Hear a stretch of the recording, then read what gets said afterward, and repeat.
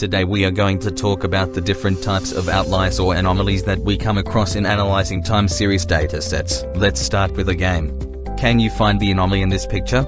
Don't worry if you didn't spot it. Most people take over 30 seconds to find it. Here is the anomaly. This penguin is different from the rest. The frame around his eyes is flipped. It's an anomaly because it breaks from an established pattern. The rest of the penguins don't have that.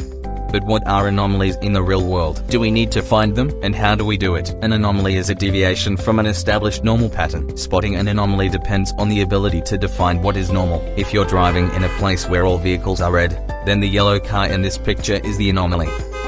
But if you're used to only cars and trucks, then the red motorcycle is the anomaly. This illustrates the opposed nature of defining what is an anomaly and detecting it.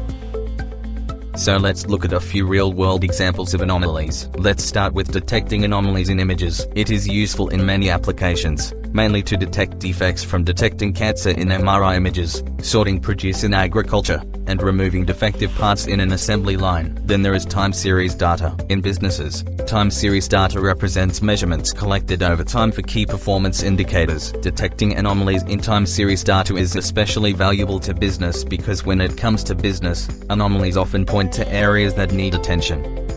Let's say that you work for a gaming company and you know that revenue from in-app purchases typically falls between a certain range. You'd set the minimum and the maximum values and only get alerted when revenue exceeds those limits, either by dropping below the minimum or exceeding the maximum. Here you've got the advantage that your alerting is automated, but the disadvantage of false negatives or late detection.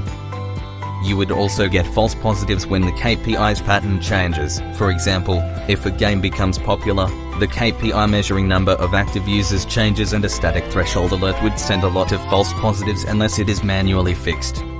Finally, there is a machine learning-based anomaly detection, which is a system that uses machine learning algorithms to learn the normal patterns in the data, accurately detecting all anomalies while minimizing false positives.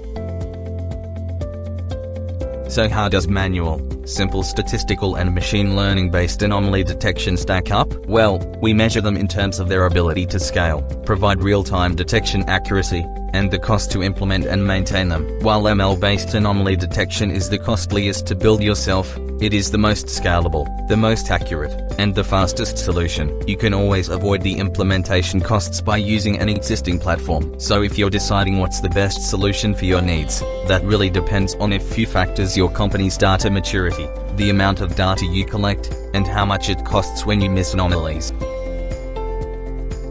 Anomaly detection is a crucial task in data analysis. In Python, we can use box plots for easy and effective anomaly detection.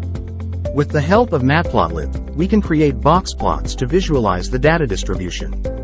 By analyzing the median, interquartile range, and outliers, we can identify potential anomalies. It's a simple yet powerful method for detecting anomalies in Python.